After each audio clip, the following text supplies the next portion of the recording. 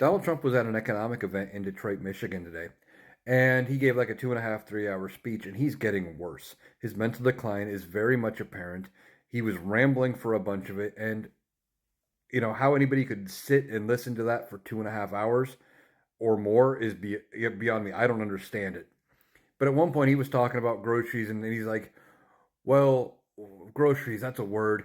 He's like, "It's anything that you put in your stomach. Your stomach's always talking. It really is."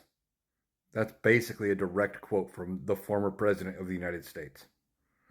It makes no sense how people still support this man. But he was talking and he continues on.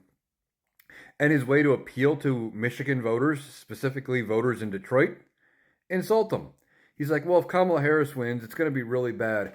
The whole nation's going to be like Detroit. Well, if you're from Detroit, you probably think it's pretty great. So maybe not the best move there, Donald. But he insults them. And then he was talking about his plans. Of course, he went back to tariffs and he wants to revisit his own renegotiated NAFTA deal that he himself made happen, which was effectively NAFTA with a new name and maybe a couple new conditions. But he wants to go back, revisit that, and he said he would charge whatever tariffs he needed to on cars coming over the border from Mexico, up to 1,000%. 1,000%. That is ridiculous. 1,000% tariffs, and he thinks Kamala Harris's policies are going to cause inflation. That would jack up the price of cars. I mean, they're already almost unaffordable at this point, and they would be completely unaffordable if there was 1,000% tariff. But he doesn't understand how tariffs work, as I've said in previous videos.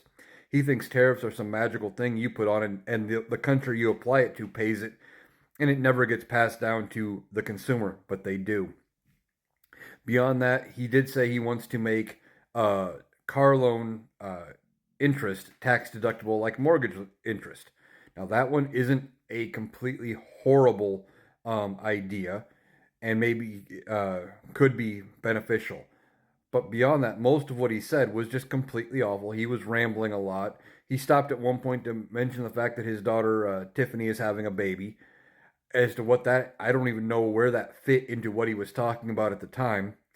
But it's very clear that he is declining and declining fast, and he's going to continue to deteriorate the more the stress of this election and his pending court cases get to him.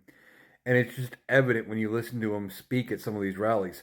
Now, some people might think that he doesn't sound much worse than he did back all the way in 2016 because he didn't speak with a very high level of intelligence then either.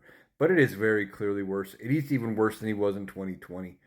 And how people are still willing to vote for him after listening to him speak like this is beyond me. The only thing I can think of is that they get so caught up in the excitement of him speaking that they aren't hearing the words that he is actually saying.